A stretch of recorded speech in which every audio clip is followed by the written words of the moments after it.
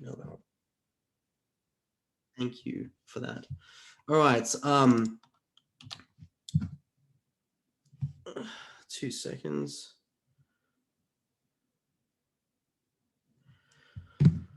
All right. Yeah. Look. First off, dollar Swiss franc. I took a signal here. Oh, sorry, I took a trade, not a signal.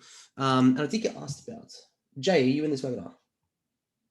If you are, if you aren't, it's okay. It's recorded. You can watch it in your own time. Why did I take this trade? Basically, look, we're above the 200 EMA, so we now start looking for long opportunities. All right. So as we know, following my trading system, when we're below the 200, we look for selling opportunities. When we're above the 200, we look for buying opportunities. Now, it's only a very early stage, of course, but what I do like about this particular trade is the fact that we've broken above, we've come back to retest this level of support. I'm just going to make that a different color.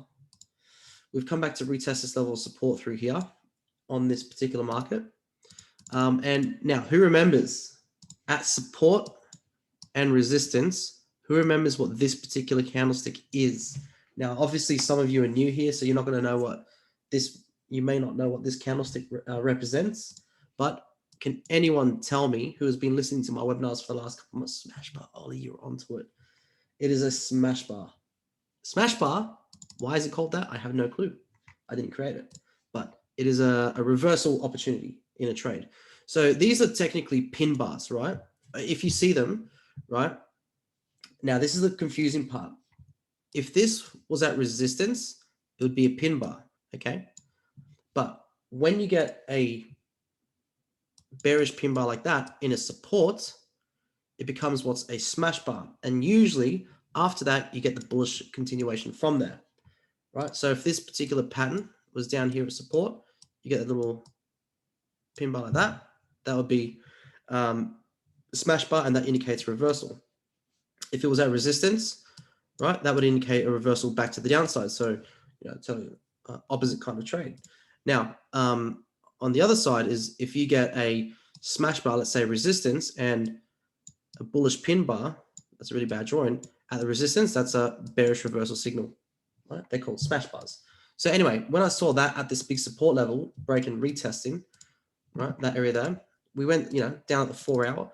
On the 4 hour, what do we see? We see 1, 2, 3 multiple rejection candles in this level right through here. So we got the 1, 2, 3 there. We got this one here, little bullish candle there, rejection. And this is where I decided to go long.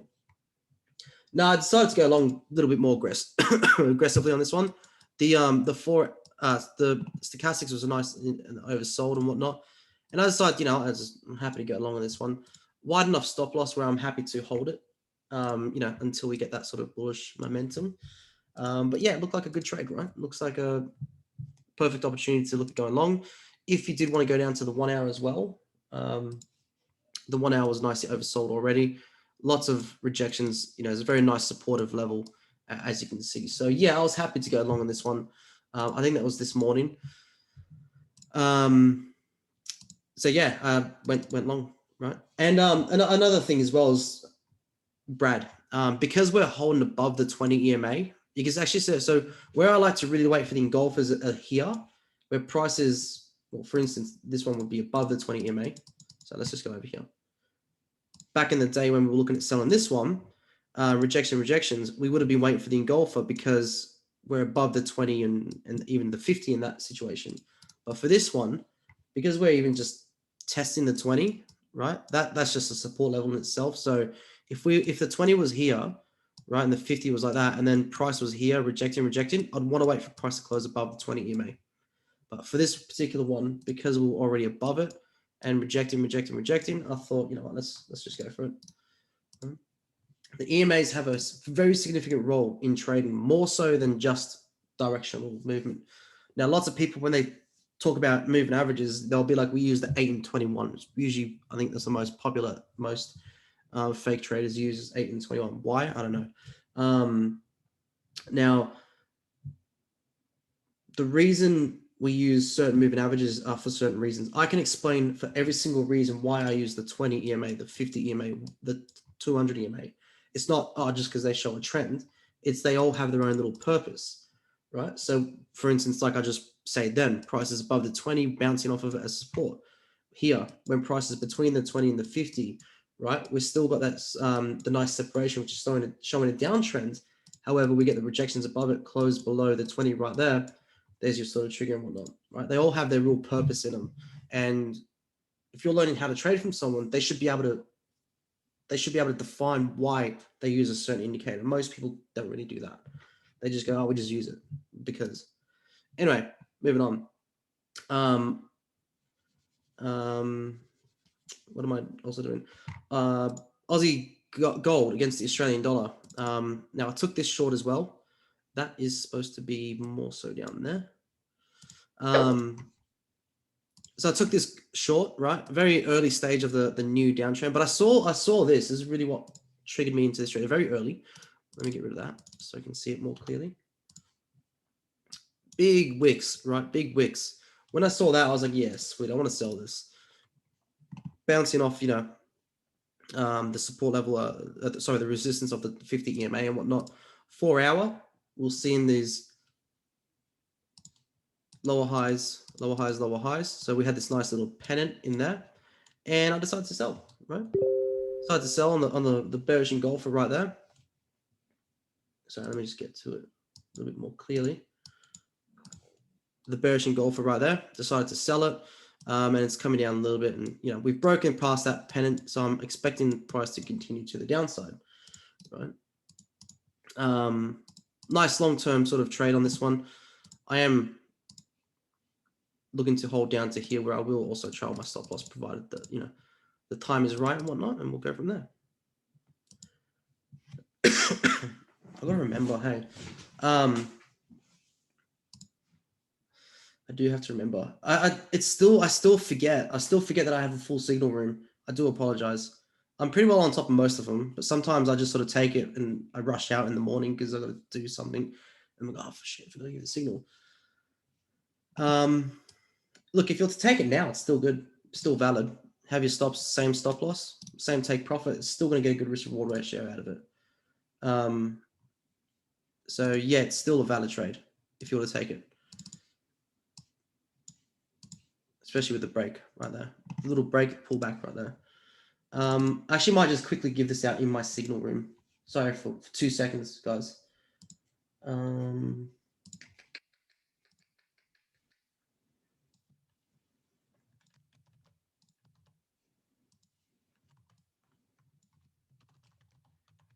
Does everyone even have gold against Aussie?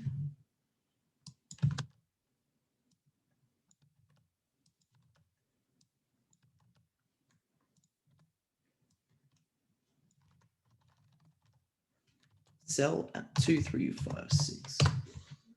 There we go. It is out now in the signal room. Fusion, yeah, Fusion's good. Cool. Anyway, moving on. I am looking at I was looking at sort of short term.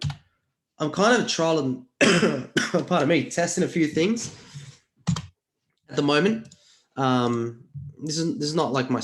I mean, it's a good trading account. It's not my serious trading account. This one, I'm sort of trial and testing a few things here and there. I'm still looking to short dollar Chinese yuan, but I do think it's coming up. At least up into these highs up here. So it's got quite a run up. And I'll sort of just trialing out, just 4 hour, 1 hour, because I've been getting a lot of questions. Can I trade the 4 hour, 1 hour? And yes, you can. You can trade the 4 hour, 1 hour. I just want to sort of do it for a bit myself. I was doing it for a little while, a couple of months back, and I got sick of it. But I'm like, you know what? Maybe I should actually just try it properly. So we'll see how that goes. But in terms of this one, I'm not really trading it anyway. Look, I don't really have much on my watch list at all. I haven't had time to really look at the chart. I've been looking at new offers. Oh, I'm so annoyed. Right. So remember the office I was going to get, whatnot. I was outbidded. So literally about to sign the contract. And then the agent calls me and goes, hey, someone's offered more for this office. So we're going to take that offer. I'm like, damn it. All right. So I've been looking for a new one. I went to like 5 different locations today. Anyway, joys of that. Yeah, look, anyone else have anything on their watch list, please feel free to message me. I don't really have much to look at the moment. So if you guys have pairs, I know someone's going to ask for gold against the US dollar, so I may as well do it now. If you guys have any pairs you want me to look at, ooh, please feel free to ask me. Pound Swiss franc. I haven't actually looked at that for a while. Gold. Anyway, gold. Definitely looking for bearish opportunities on gold. This big sort of pin bar right there, followed by little rejection candles, gives me an indication that this may be a good bearish opportunity. Now, we also have an inside bar. For anyone that doesn't know what an inside bar is, it's where you have the main bar. So the main bar, right? It could be whatever. It could be a pin bar. It could be an engulfer. It could just be like that, right? And then you have the next bar, which is the whole range of the bar is within the range of this one, right? Now, we have that here and here, right? Right? These three bars are within the range of this one right here. Usually, what you get after that is a big burst of price action when it breaks either the upside or the downside of the inside bar. Now, I would not be buying it if it breaks above it. It's just, you know, technically speaking, it's not really there for me. But I will be looking to sell it, right? We're under the 200 EMA and whatnot. We're starting to form that little downtrend. So if we were to break below this inside bar, which would be that point right there, which is that support, I will be looking to sell this, right? So gold against the US dollar is bearish for me, right? And I will be looking to take this back down to 1683.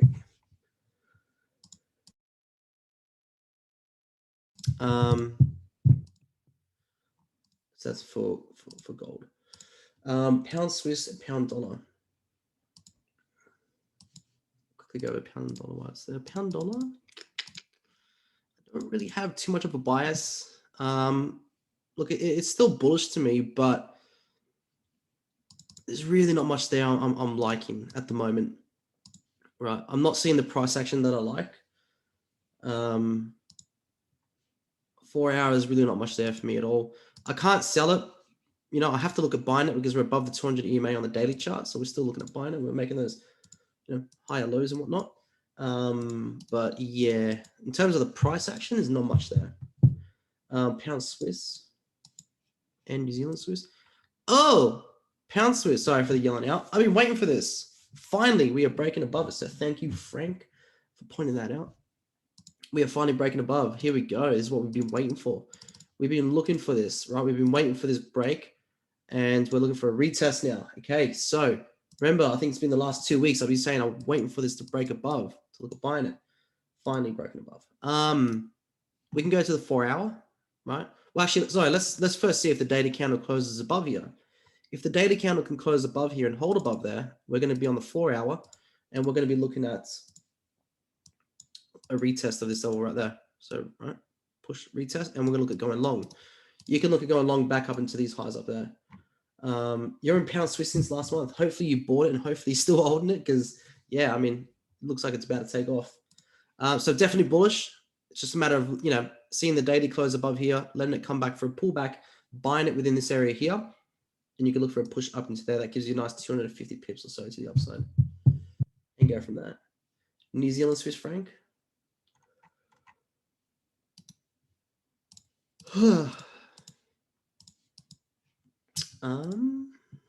It's getting there. It's definitely getting there. We have to understand we're still stuck within this little channel flag, whatever you want to call it. Definitely a bullish market, right? Up, you know, in the long term, it's creating these up higher lows still, right? Very long pattern break, flag here. I'd really want to see price break above there. So right now, G, that's what I want. I want the price to hold above that area there. Until that happens, I'll probably just sort of sit on my hands. Pound New Zealand says Diego. Okay. This is not looking too bad. Not looking too bad. We've definitely had a clear break of this level. We're holding above it for 1, 2, 3, 4. This will be the 5th day if we close within 10 hours here. Nice supportive level through here where price is retesting currently. I do not mind this as well. right? That would be your first target, most definitely. 400 pips to the upside. I don't mind this, right?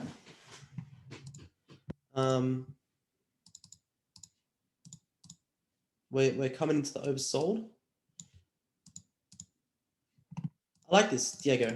What I'll be looking for is rejection candles, right? Right. Wait for rejection candles, and then start looking at going long, provided we're holding above this support level. If this comes into here, even better. Yeah, I actually like this. I'm going to keep this on my watch list. Not a bad pair. Wait for those rejection candles, little dojis, little things here and there. When you get those little doji candles, blah blah blah. Look for that close above the 200. The 20 EMA, and then look at going long from there. I'm going to keep this. Hey, my watch is getting updated from here as well. Pound Oz.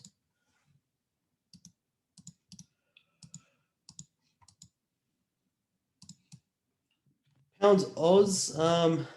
Not a fan just yet. It does look like it could sort of turn at this point a little bit. I'm definitely not shorting it. I'd wait for the break, retest, and then push up. But right now, that's it's still a little bit in the early stages. We've got to really break past this resistance. So at the moment, probably sit on my hands. Brad, you have a question?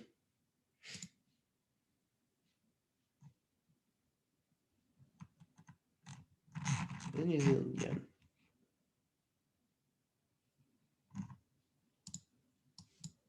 Aussie dollar. Short. Yeah. Just quickly, this one, New Zealand yen. No, there's really not much there for me at all. In terms of the price action and everything else, there's really nothing there for me. Aussie dollar, yeah, 2 seconds. I am a little bit of a short on this one. Only a small exposure. I only took a small risk on this one. Actually, no, wait. I shorted it, I think it was yesterday or something like that. I had this level there. Stops above here. Very, very early stage of it, right? But no, I wouldn't be shorting it now. Right, so it looks like we're going to close back above the. We have closed back above the 200 EMA. That's right. I set a limit at the pullback here, just under the 50% pullback of that bearish engulfer. It looks like it's. I wouldn't be shorting it now. Probably going to go the opposite. It's probably going to stop me out. That's totally cool. Oh my god, half choking here. Sorry. Yeah, I'd probably just sit on my hands with the Aussie dollar. Look, if it holds at this resistance, then yeah, it could go down. But I'd probably wait to see if you get another bearish engulfer. But where it sits at the moment, yeah, no. William, you have a question?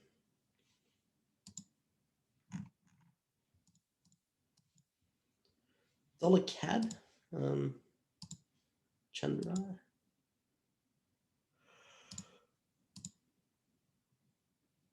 No, nothing yet.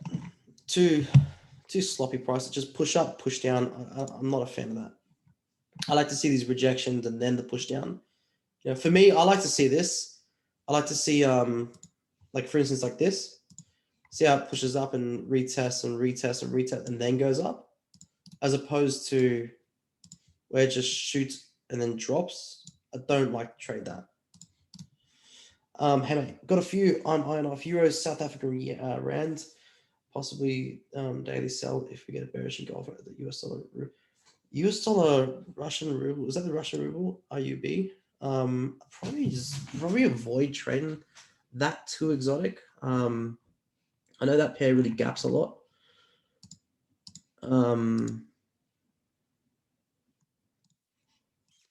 Yeah, probably just avoid this altogether, man. I mean, look at that. You don't need to trade that. The spreads on this one, surprisingly pretty small. What's the...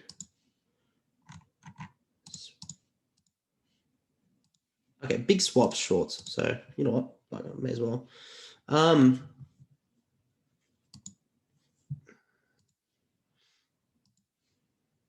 Does it look different on yours? Training View or MetaTrader? Send me a screenshot of yours, and I'll go over it. Just send it on Discord, and I'll go over it later. Euro South Africa Rand as well. Now going long would be dangerous on that one because of the swaps, but let's see the shorts. What am I looking for? Euros are. Now, pretty sure the swaps on the shorts are pretty decent in our favor. Yeah. Yeah, I actually don't mind this one short. Like if we're nicely overbought, we've got the pinching cross. Rejection off the 50. I don't mind this. Hey, I really don't mind this.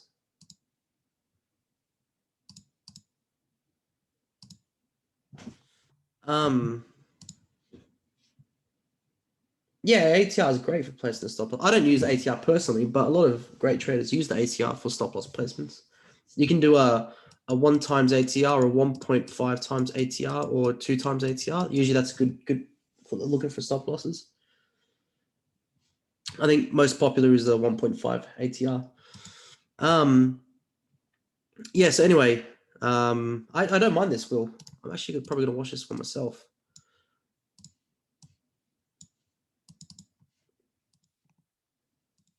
The 161 lines up with support through there. Yeah, I like this. Hey, look for rejections, wait for a bearish engulf on a daily, and I think that's your trigger to go short. Dennis, you have a question.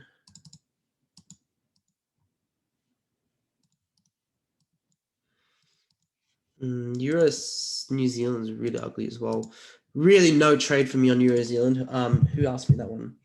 Ahmed, there's no trade on Euro New Zealand. Price action wise, it's very, very ugly. There's nothing there for me at all. Crude oil. Yeah, so crude's at some pretty decent resistance as well. Now, who was in the other day? What webinar was it? No, that wasn't. That's right. Well, my bad.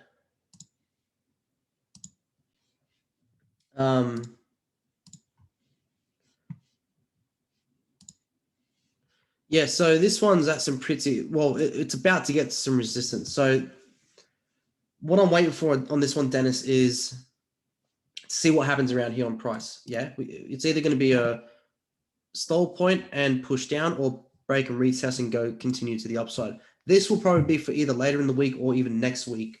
But right now it's too early to see what's going to happen at this major resistance level. So do remind me, watch it. And then if we start to see watch price action around here failing and whatnot, then we can further make a decision based on that. Dollar Swiss franc. I'm actually in dollar Swiss franc, so I bought. No wait, did I? Yeah. So I bought the dollar Swiss franc.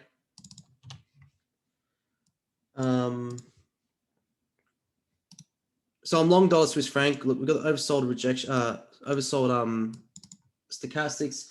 We've got rejection, bullish candle, comes down, rejection, bullish candle. We're expecting, rejection, bullish engulfer, and continue to ocean to the upside.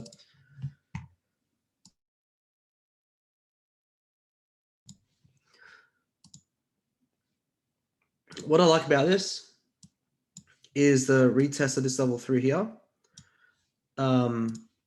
As well, right? It's above the 200 EMA. It's retesting that major, pretty big support. Remember yesterday, or whenever it was, the webinar I was talking about how we have the big support, big resistance, and middle level. Well, that's your middle level right there, right? There's your main resistance, and there's your main support, right? So remember, whenever the webinar was, I was talking about how you got your big support, middle level, and big resistance as well. Resistance, middle, support. Well, here's your big resistance, here's your support, here's your middle level. The middle level determines, is price going to stall here and go back down, or is it going to break, retest, and continue up? So remember yesterday, whenever it was, I don't remember, it was yesterday or the day before, whatever. I was talking about that in the webinar. So yeah, that's that. So yeah, basically the analysis behind this was push up, retest here, push up, retest, retest. You know, we're expecting, you know, oversold. I'm expecting this to continue to the upside and go from there. No, there shouldn't be a take. Actually, there should not be a take profit on the one, but I think I accidentally put it in or something. I don't want to take profit because I'll be seeing how it goes at this level. Oh, that's right. Because I think I was just using an example. I was seeing how it goes at this level there, and then, you know, if it gets to this level and plays around, we'll probably just close it. Otherwise, we'll look for the break retest and see if we can continue holding it. Any questions? So I'm all over this webinar. I'm not even prepared for this webinar today. Just literally all over the place. So yeah. Any questions, by the way? No questions. Oh, euro dollar. Yes.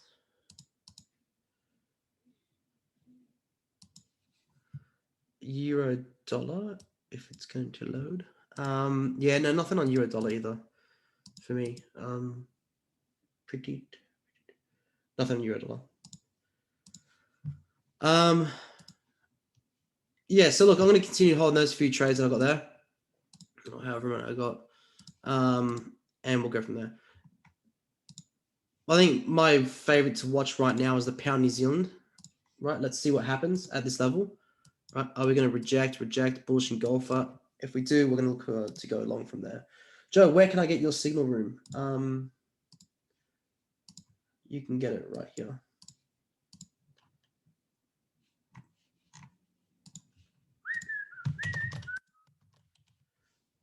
How do you know when price is overextended? Like, we haven't had a daily pullback in a while. The best way to know that, let me find an example.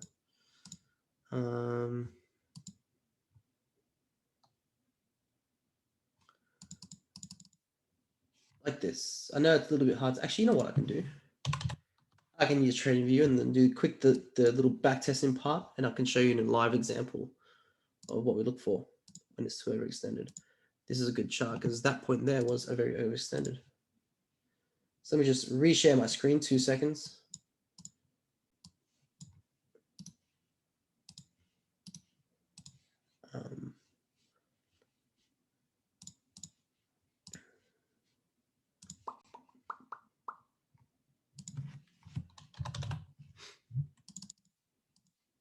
All right, can you see my trading view?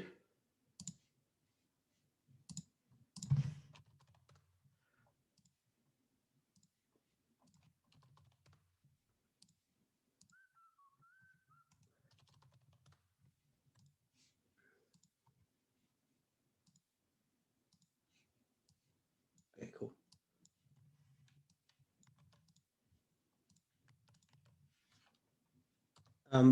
Ahmed, that's where you can get it, by the way.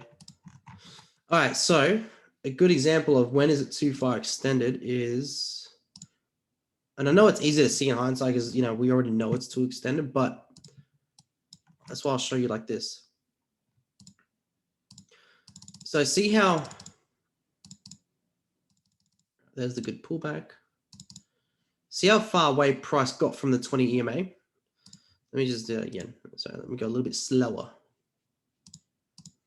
We can go look at a few examples. Watch how far, what I like to see is I like to see price, you know, close-ish to the 20 EMA. This is okay, that extended, but when it gets too far extended, the 20 EMA is still down here, but the price is up here. That shows me that we're in for a deeper pullback like it is here. See how the 20 EMA is all the way down here, but the price is up there? You can usually expect a deeper pullback, and then it just continues. 20 EMAs struggling to keep up with the actual price action itself. There's a big gap, or you can usually expect a pullback, right? Let me find a better example.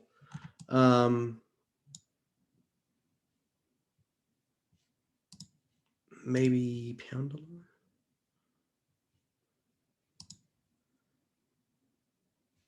Here. So see how price remains pretty a big gap between the 20 and the 50s. Sorry, the 20 and the price action right there's a big gap, right?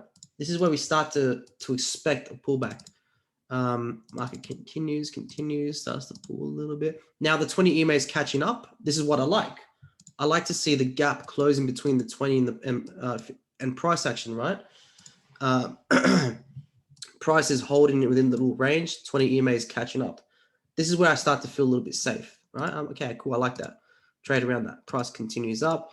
You start to get the big gap again, right? Price is really gaps here. It's very extended from the 20 EMA. We can start to expect a deeper pullback, right? When we start to see those rejections, see this, okay, cool. We're coming in for the deeper pullback. Now, of course, we never know where it's going to stall. So originally, if I was to trade this, I would be looking at buying it at this level there, provided we got the correct price action. That is not the correct price action. Pardon me. And then it just, goes below the 20 right there. Trying to find some decent examples is pretty hard to find examples when I'm looking for them.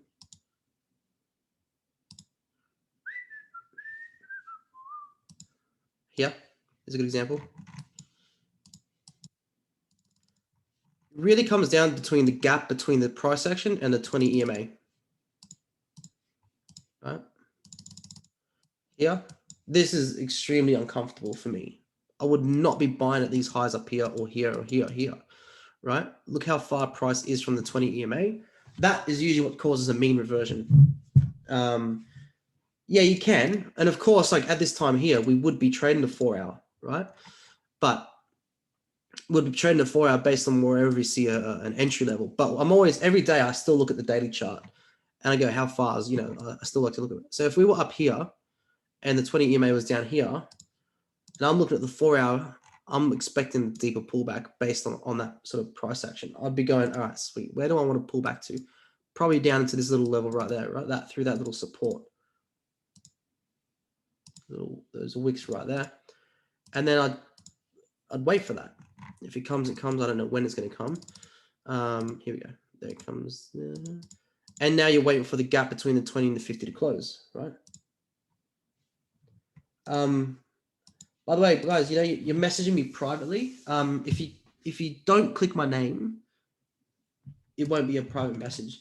And just for any Kira Perini, I'm sorry, I don't know how to say your name. That is the link there. So the same link is above. That's where you can see my signals. And that's where you start looking at taking this trade again. Based on that rejection, you'd be back on the the 4 hour and stuff and go, sweet, let's look for an entry.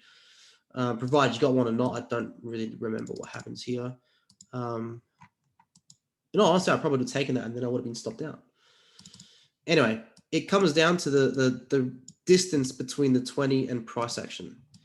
When price gets too far extended from the 20 EMA, that usually calls for a deeper pullback.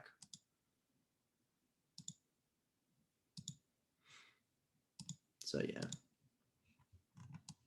if you like, I can look even here more recently. See how far price gets from the 20 here, right?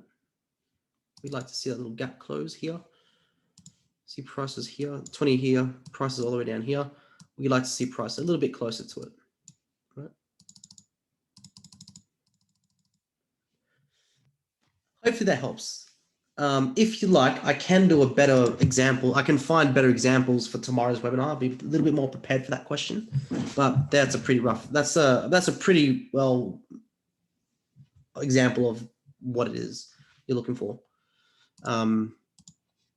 It's the gap between the 20 and the price action.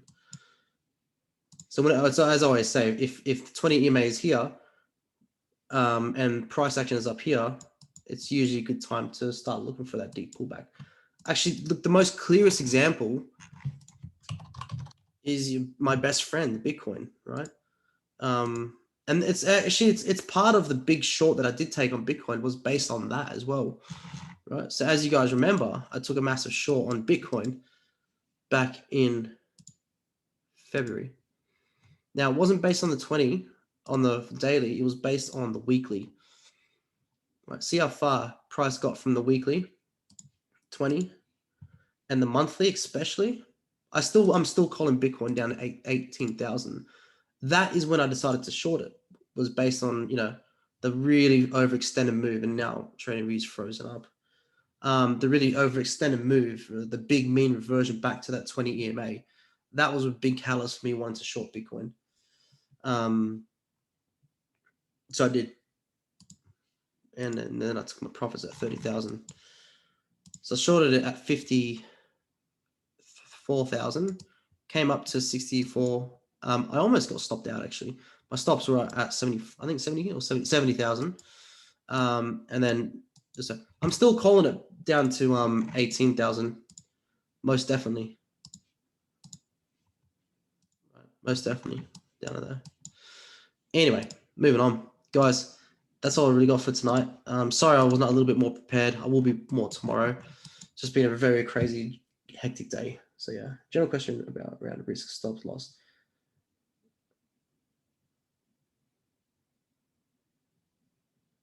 General question around the risk. Is it better to trade with a broker that supports? Yeah. I mean, of course it is. If now not many brokers will do that as well. But if you can find one that does it, then it's even more of a benefit. I don't even know if my broker does support that. So you're talking about, in all honesty, I've never even had it happen to me. So you're talking about if you buy it here, stop loss is there, and the market gaps down here, are you out at that level there? Or do you take a bigger loss down here? Then if you can find a broker that does support that you're out at this level and not that level, then yeah, that's a definitely benefit. But I've never actually had a gap that big go against me. And it's partly why I don't care to hold. I'm happy to hold trades over the weekend because I've never experienced a massive gap where it's just been like too crazy for me to go, shit, taking a big loss here. But look, if you can find a broker that does support it, it's better. Most definitely better. All right, guys, we'll call it there. Take care, and we'll see you in tomorrow's webinar. Cheers, guys.